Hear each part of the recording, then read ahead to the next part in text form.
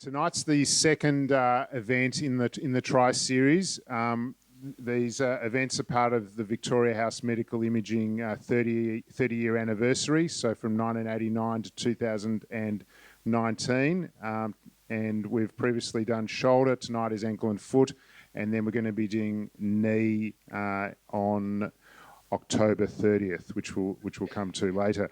Now, we've got an esteemed panel here tonight of experts in their particular fields. First of all, I'll introduce Dr. Stuart Down, a sports physician from Lifecare Paran upstairs. Stuart completed his medical training with honours at Monash University in 1998, a diploma of sports medicine at the AIS in 2005, and became a fellow of the Australian College of Sports Physician and Exercise Physicians in 2008 and won the college medal for the highest ranked graduate. Stuart provides ongoing medical care for Cricket Victoria since 2006, involving Melbourne Renegades, but he's also been with the Australian cricket team to the World Cup and Test Tour in Sri Lanka, with hockey, taekwondo. He's interested in all patients of different levels of sporting prowess, and he's happy to consult on patients with injuries unrelated to sports or recreation. He's got a particular expertise in the treatment of acute injuries to knee, ankle, shoulder and wrist, particular interest in hip pathology and also conditions in the adolescents. He consults upstairs at Lifecare Paran, but also at Lifecare Ashburton, and he assists in surgery. Mr. Daniel Goldbloom is a locally trained orthopaedic surgeon with a subspecialty interest in all aspects of foot and ankle surgery. This includes all the different hallux conditions, lesser toe problems, ankle arthritis, sporting injuries in the ankle and foot, fractures, deformities of the hindfoot, forefoot. He is also a Monash graduate and completed his College of Surgeons fellowship in 2011. He's been to the United Kingdom and to Liverpool in particular, and has trained with many experts overseas. He currently holds a public consultation post at the Alfred just down the road, and he's written chapters in forefoot pathology and nerve lesions around the foot and ankle. He consults upstairs at Lifecare Paran and also has rooms in East Melbourne. Mr. Matt Appleton is the Director of Podiatry at Lifecare Paran, and he's specialised in musculoskeletal medicine and biomechanics over the last 25 years. He's a qualified sports podiatrist, has a Bachelor of Science in Podiatry, and has offered his expertise to Melbourne, Western Bulldogs and St Kilda football clubs, despite their on-field performance, and also the Melbourne Victory and Victorian cricket teams. He was the consultant podiatrist at the Sydney 2000 Olympic Games, and he holds specialist positions at both the Alfred and Osborne hospitals, consulting with orthopaedic units and the TAC. He's got extensive experience with complex foot and ankle injuries, midfoot, Liz Frank, fractures, you name it, he has seen it and done it. Mr. Nick Meffin is the Director of Paran Sports Medicine upstairs. He's an ankle and knee physiotherapist. He's got 2 postgraduate masters, giving him the special APA titling in both musculoskeletal and sports and exercise medicine. Now, for tonight to occur, we're very privileged to have Dr. Danny Mansegal, who is the Principal GP of the North Road Medical, one of Melbourne's oldest GP practices. He works also as a house officer in the Cabrini Rehab Program, and he's got a special interest in musculoskeletal medicine and men's health. He's here supervising to make sure that what we do is above board and satisfies all the requirements. And I'm going to invite Danny up now, who's going to give a brief introduction and overview to the ankle and foot from a GP's perspective, and to make sure that we answer relevant questions. Thank you, Danny. All right. Thank you very much, Andrew, and good evening, everyone. So ankle and foot injuries are the commonest presentation of musculoskeletal injuries in general practice, and although the range of injuries and pathology is wide and varied, unfortunately in the context of medical student training and GP training, very often all that we are taught are the Ottawa rules for deciding regarding X-rays for potential ankle and foot fractures, the Simmons test for Achilles tendon rupture, and the squeeze test for Morton's neuroma. So it's not very broad, unfortunately, but it's our hope this evening that will be enlightened regarding to the total range of pathology that we're likely to encounter. And we hope that by the end of the evening, we reach a point where, based on physical examination and history, we get a good idea of what the provisional diagnosis is going to be, if that's ambiguous or equivocal, what the differential would be, and then decide appropriately what the right sort of imaging is going to be to help us make the correct management decisions regarding appropriate referral to our physiotherapy and our podiatry colleagues, what focal injections we may want to organise, and when we would appropriately refer either to sports medicine physicians or to foot and ankle surgeons. So enjoy this evening. Thank you. Thank you, Danny. Okay, so we've introduced the panel. We've got the tick-off from the authority, so we will launch into just a quick overview of the radiology modalities available to you. So in this modern era, there are lots of options available to you, and it's best that you order the one best test. So just to give you a quick overview, X-ray is very important. It's often forgotten. Those of you who are privileged to spend time with Tony know that we can do now weight-bearing X-rays, which are more functional. We use X-ray to look at bone, joints, look at the alignment, and also the first assessment for fractures. Ultrasound, like all areas in musculoskeletal imaging, is best for superficial structures. So in the foot and ankle, we can see tendons really well, and it's our number one modality for tendon imaging. We can also see the superficial joints with ultrasound. We can assess ligaments very well, and we can also trace nerves. We also use ultrasound to guide intervention. MRI is more an overview and sort of problem-solving modality. So it's the only modality also that can assess articular cartilage and can also assess ligaments. We also use it for patients who are not progressing well following a routine ankle sprain. If we're concerned about occult pathology such as syndesmosis injury, talar dome injury, occult fractures, we would use MRI. CT, as those who have seen our CT, we can use that for CT, either for the detection or the exclusion or for grading a fracture. We also have the ability with our CT to do 4D CT, which is dynamic CT, and we use that for cases of instability or impingement. We can also use dual energy CT to make the diagnosis of gout by showing MSU crystals.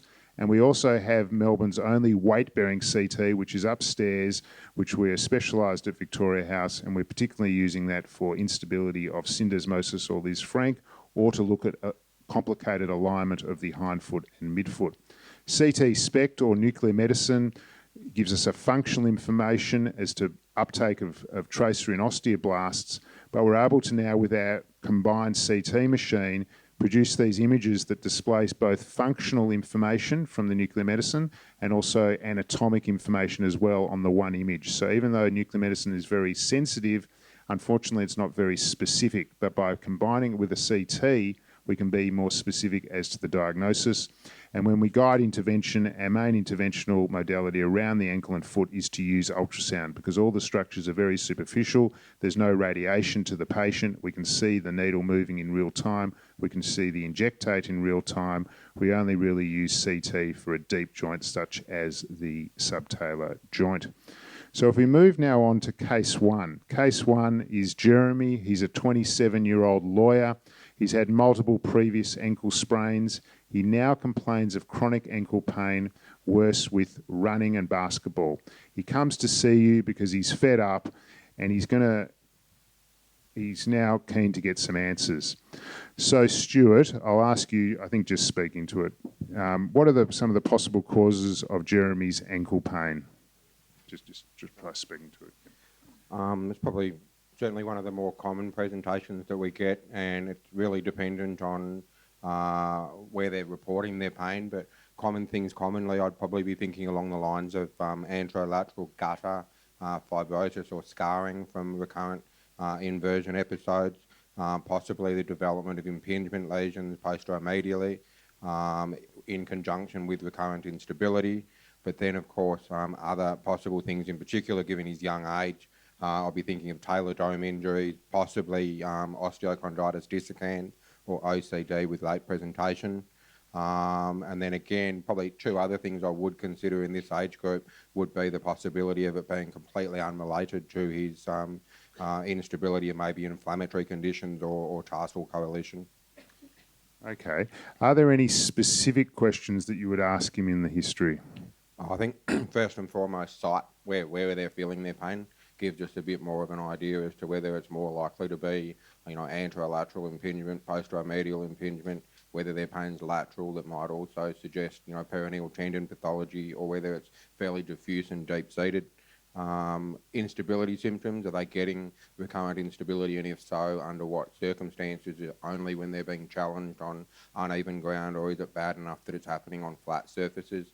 I'd probably ask the presence of mechanical symptoms, so a sense of things catching and snagging, or locking or clicking that might suggest internal derangement of surface cartilage. The presence of other joints, low probability, but to consider inflammatory arthropathies as well. Okay, very good. I might... Probably past history as well. I often, in this presentation, really hone in on getting as much information as I can as these so-called multiple previous injuries he's had, to get me a bit better idea what we might be dealing with. Okay. Now, we might put this to Daniel. And we've got some volunteer feet on the table that you can use from people who volunteered for us.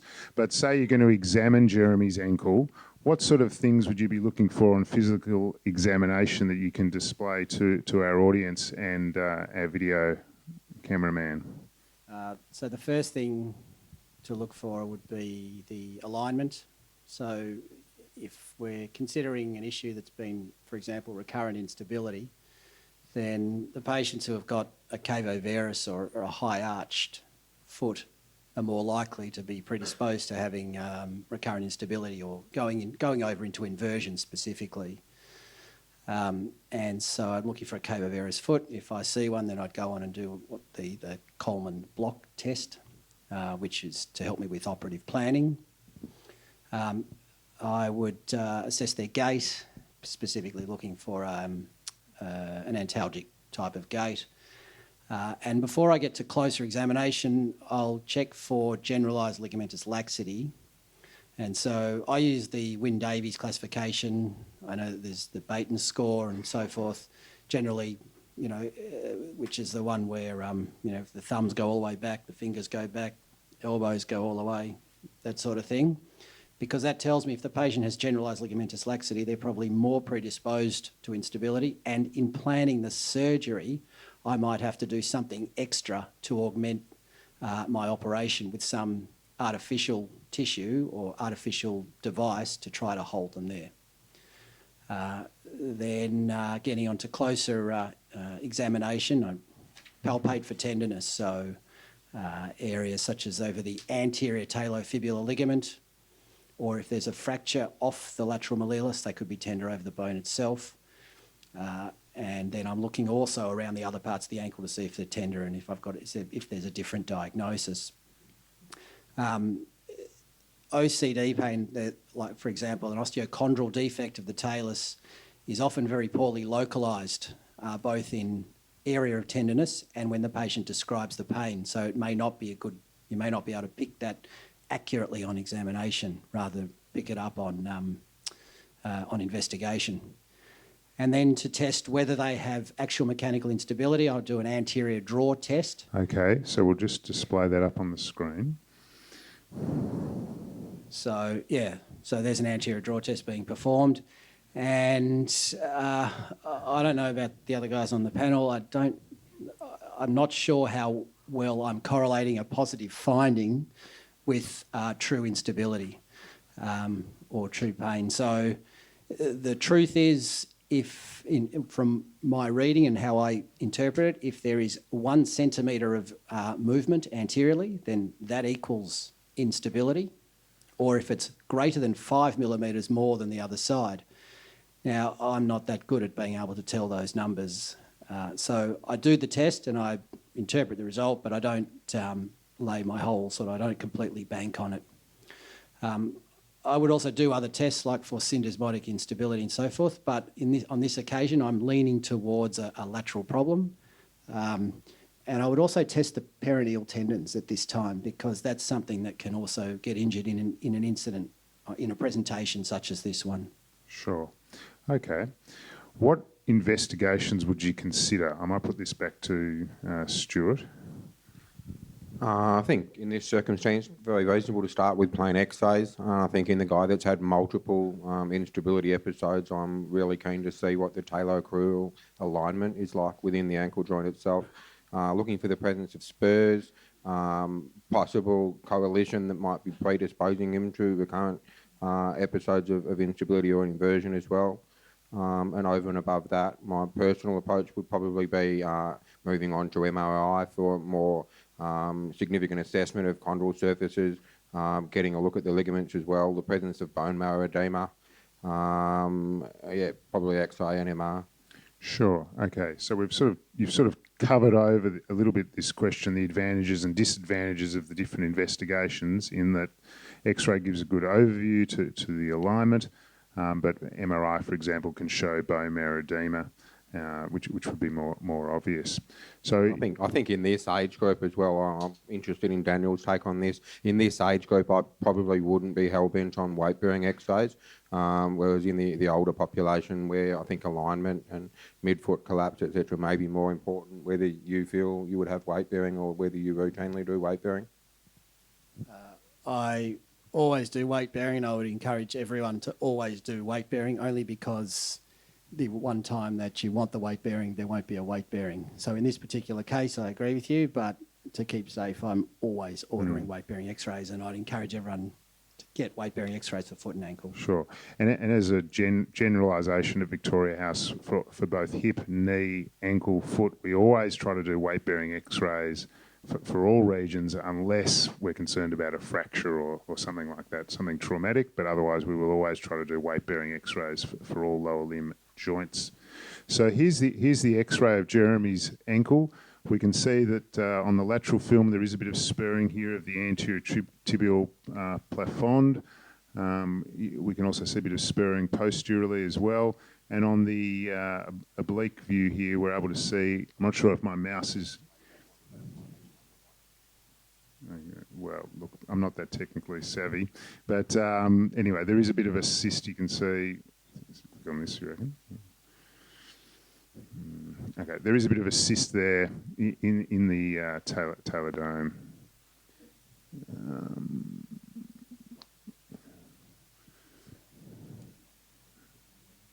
Hang on, here we go. Is that? Yep, there we go. So there's a cyst here in the talar dome, which is of concern. If we move on now to the MRI, so on MRI, so we've got our two sequences. So we have the what's called proton density fat suppressed. So, and this is proton density. So they're similar sequences, but what we're doing is the fat, which you can see on proton density, we're saturating that out. We're making that dark, so that on the proton density fat suppressed, the only white we're seeing is fluid or edema or joint fluid. So it's easier to see white pathology on a black background compared to seeing white pathology on a white background. We also have a special sequence that we run here, which is a talar dome coronal sequence, which is very thin slices through the talar dome to better see the articular cartilage, to define what's happening to the cartilage, the cortical surface overlying this lesion, to try to determine if this is stable or unstable. So if we can see fluid undermining it, we would call this unstable on MRI. The other thing we can show is we're able to look at lateral ligaments. So here's a lateral view. We can see anterior talofibular ligament being torn, calcaneofibular ligament being torn as well. So on MRI, we've got a joint fluid displacing the ligament, and we can see that the fibular attachment of the anterior talofibular ligament is displaced. The normal calcaneofibular ligament runs from fibula down to the calcaneum, deep to the peroneal tendons, and normal ligaments on MRI should be black, like tendons. This ligament is too hyperintense, it's abnormal. Also, the medial collateral ligament is also expanded and looks abnormal as well. So we've done X-ray, MRI, we've got a good overview, we've got a lot of information for our sports physicians, surgeons, podiatrists and physiotherapists. But the key question really is, what are the options and the principles of management for a talar dome osteochondral lesion and lateral ankle ligament instability? So we might sort of work our way down the panel. But putting those two pathologies together and given the pathology Jeremy has, what would be some of the conservative approaches initially? I think it's potentially a very difficult one here with the presence of talar dome issues as well, not just instability, but it's complicated further by osteochondral lesion. In this case, the available pictures to me look, relatively stable, no significant high signal undermining. I think in most cases I will try and push with conservative, knowing that I think, if we have a really good quality conservative trial of appropriate rehabilitation, attending to biomechanics, getting them stronger, appropriate proprioception, and they're still failing, then we can certainly cross over to the surgical side of things. And I know everyone's got their own opinions. That's my personal opinion. So I have a fairly low threshold to make sure that they've at least exhausted a proper conservative line of treatment with physio.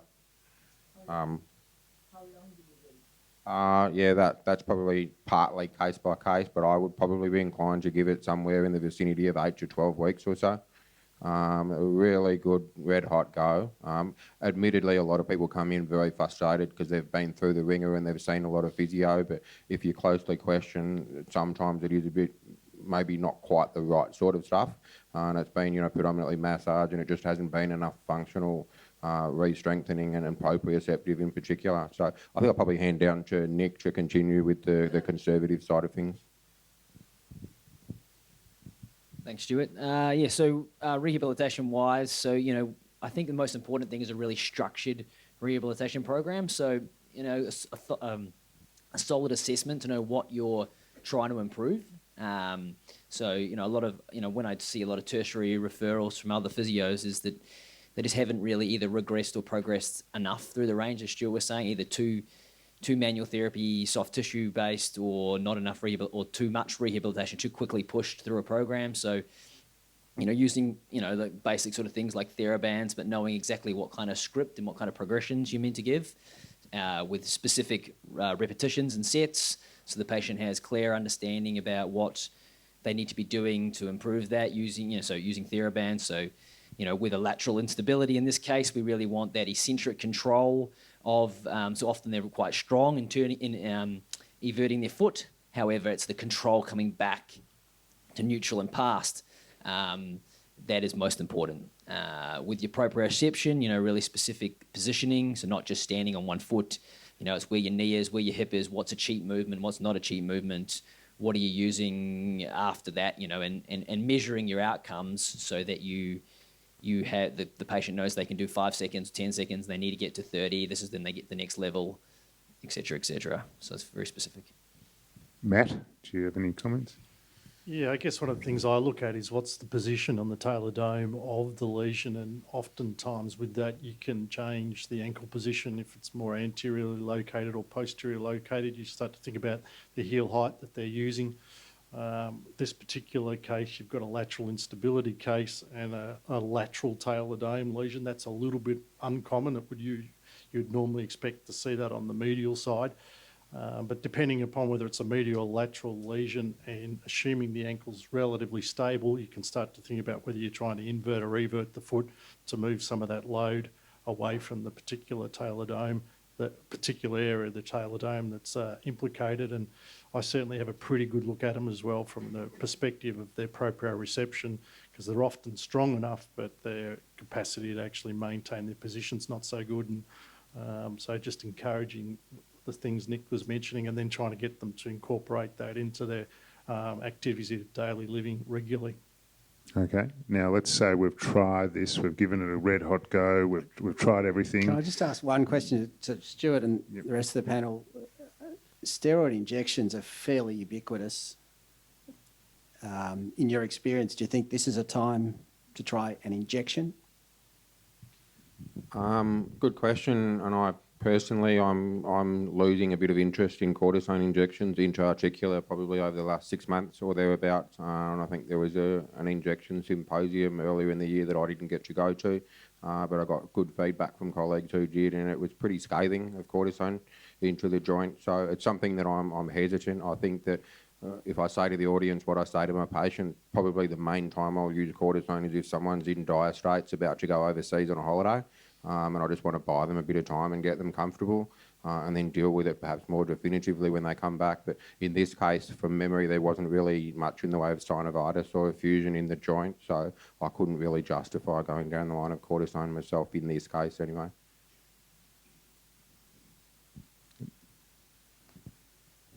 So for me, surgery is indicated in the setting of failure of non-operative management, and I agree. I would entrust the, say, Stuart or Matt or Nick to have exhausted non-operative options, and then my thoughts are to think about how do I get this ankle stable again. The ankle is a highly congruent joint, doesn't tolerate much in the way of any sort of incongruency, as it were, unlike some of the other joints. So if we don't have a stable ankle, that osteochondral defect is unlikely to get better, and it's going to likely lead to, perhaps, well, not likely, but there's a good chance of leading to early arthritis, as well as ongoing acute and then sort of subacute and chronic pain. So I'd look at alignment first. If I thought they had a cava varus foot, I might think about doing some sort of osteotomy to try to get the alignment out of varus, and that might be a heel shift, just moving the calcaneus across, which can be done through a 1 centimetre incision on the side of the heel and another centimetre incision at the back of the heel, or perhaps a first ray osteotomy, where you can do a dorsiflexion osteotomy. Again, through a small incision, you can change the alignment of the first ray so that, for example, the first metatarsal is not pointing so much down and therefore not pushing the ankle into so much varus. In the setting of someone who's young, I'm a bit more reluctant to do bony procedures, but if it's required, then I would do it. Then I would do an ankle arthroscopy and have a look. I've got the MRI scan to tell me exactly where the osteochondral defect is, and I would get in there and have a look. Clean it. There's often some fibrous tissue in the anterolateral gutter and the anterolateral draping of the lateral ligament complex that can be a cause of impingement, and then assess the cartilage and then find the osteochondral defect. If that osteochondral defect is unstable, so I'll make that assessment intraoperatively. If it's unstable, I will debride the cartilage. I will literally just take the cartilage away, and then I'll do what's called a microfracture technique, take a pick and basically poke the underlying bone to try to stimulate it to form more cartilage. So it doesn't form hyaline cartilage, which is the cartilage we want. And this is the holy grail in orthopaedics, to try to regrow cartilage, and we haven't been able to do it. So by poking holes in bone, we're able to recreate fibrocartilage, which is kind of as good, but certainly not as good, and hopefully that will work. If not, there's a range of other options to go down, such as doing a bone graft, such as some of the companies have cartilage-like substances as a paste that can be put on top, and then it depends on whether we have to do an osteotomy of the medial malleolus to get better access, or can we do it arthroscopically. Then I would move on to doing a lateral ligament reconstruction, which in the basic form is really just an overlapping of the lateral ligament complex. And that is a very good operation. We'd call that a winner operation in foot and ankle terms, because we have a lot of operations that don't work, unlike a lot of the other joints. And this is one of the good ones. If they have this generalised ligamentous laxity, then I'll put a bit of tape across the path from the fibula to the talus, along the path of the ATFL as well, to try to stabilise them. Okay, very thorough. Thank you. Any questions on this particular case? Probably one last comment. I think, as Matt alluded to, this particular presentation is a pretty uncommon one.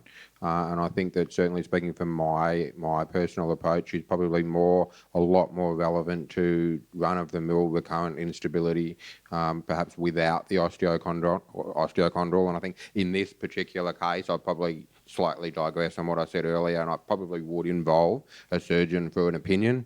But I would probably still be maybe leaning towards a good trial of conservative at the same time. Okay, thank you, Stu. Yes, one question. With the cyst, would you take them back to non-weight bearing or partial weight bearing in order to take that load off whilst healing, or would you just deal with it from a stability, lateral stability point of view in terms of the rehab?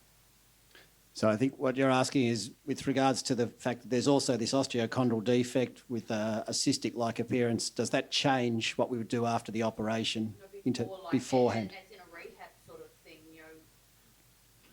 when I look at it thinking, you want to take some load off that rather than increase the load like you would normally for a normal lateral instability. So I think you make a good point. You could offload that, but the question is how long you'd have to offload it for, and it might be a period of 6 months, and it might, we'd be sort of going back into the history books in terms of when we used to offload patients for a very long time, for example, for a talar neck fracture, and they eventually healed, but the patient's life is on hold for that period of time. And the expectation of the community, I think, has changed a bit. So for me, with that lesion there, if they have clear pain that's only with weight bearing, and I think it's because of that, then there will be a period of non-weight bearing. But if the pain, which it often is with OCDs, it's hard to sort of characterise, then I'm not sure that staying off it's going to make a huge difference. I don't know how you feel about that. Okay, very good.